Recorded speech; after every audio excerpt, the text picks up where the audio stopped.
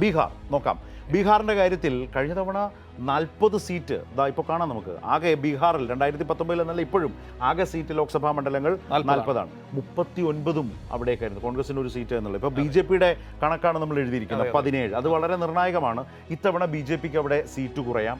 അതുപോലെ തന്നെ നിതീഷ് കുമാർ BJPക്കൊപ്പം ചേർന്ന് തന്നെയാണ് ഇന്ത്യയുടെ ഒപ്പമെങ്കിലും പഴയ തരത്തിലുള്ള ഒരു തീർച്ചയായിട്ടും അത് ഗുമ്മില്ല. കാരണം അതൊരു പ്രശ്നം തന്നെയാണ്. നിതീഷ് ഒരു വിശ്വസിക്കാൻ കൊള്ളാത്തവനാണ് എന്നൊരു പൊതുവായ ചർച്ച ഉണ്ടാക്കാൻ അവിടെ ഇന്ത്യ സഖ്യത്തിന് കഴിഞ്ഞിട്ടുണ്ട്. ഇവിടെ ഇത്തവണ ലാലു പ്രസാദിന്റെ മകൻ തേജസ്വി യാദവാണ് ഏറ്റവും നിർണായകമാകുക. 205 തെരഞ്ഞെടുപ്പ് യോഗങ്ങൾ അദ്ദേഹം പൂർത്തിയാക്കി കഴിഞ്ഞിരിക്കുന്നു. മറുവശത്ത് ഒറ്റ കാര്യം കൂടിയുണ്ട്.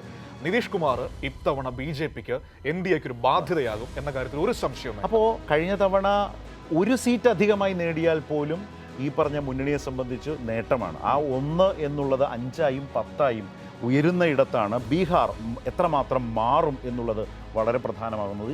ഒരു പരീക്ഷണശാലയായിരിക്കും ബീഹാർ. ഇന്ത്യ മുന്നണിയുടെ ഒരു പരീക്ഷണശാല തന്നെയായിരിക്കും. അപ്പോൾ ഷാജി ജോസഫിന്റെ കമന്റിലേക്ക് ഒബ്സർവേഷൻ. ബീഹാറിൽ ഇന്ത്യ മുന്നണിയെ സംബന്ധിച്ചിടത്തോളം 2019 വലിയ നേട്ടങ്ങൾ ഉണ്ടാക്കാൻ സാധിക്കും.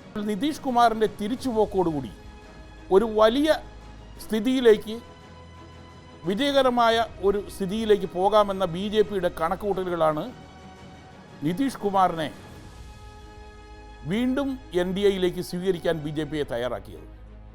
എന്നാൽ പ്രചരണം ഏതാണ്ട് കൃത്യമായി മുന്നോട്ട് പോകുന്ന സമയത്ത് മാത്രമാണ് BJPക്ക് മനസ്സിലായത് നിതീഷ് ഒരു ലയബിലിറ്റി, ഒരു ബാധ്യതയായി മാറുകയാണ് എന്ന്. നിതീഷ് കുമാറിൻ്റെ പാർട്ടി മത്സരിക്കുന്ന 16 സീറ്റുകളിൽ ഇതുവരെയുള്ള കണക്കുകൂട്ടൽ നിതീഷ് കുമാർ 4 അല്ലെങ്കിൽ 5 സീറ്റിൽ കൂടുതൽ ജയിക്കില്ല. ബാക്കിയുള്ള സീറ്റുകൾ അത് 9ഓ 10ഓ ആകാം. ആ സീറ്റുകൾ ഇന്ത്യ മുന്നണിക്ക് നേതൃത്വം കൊടുക്കുന്ന RJDയും സഖ്യകക്ഷികളും നേടും.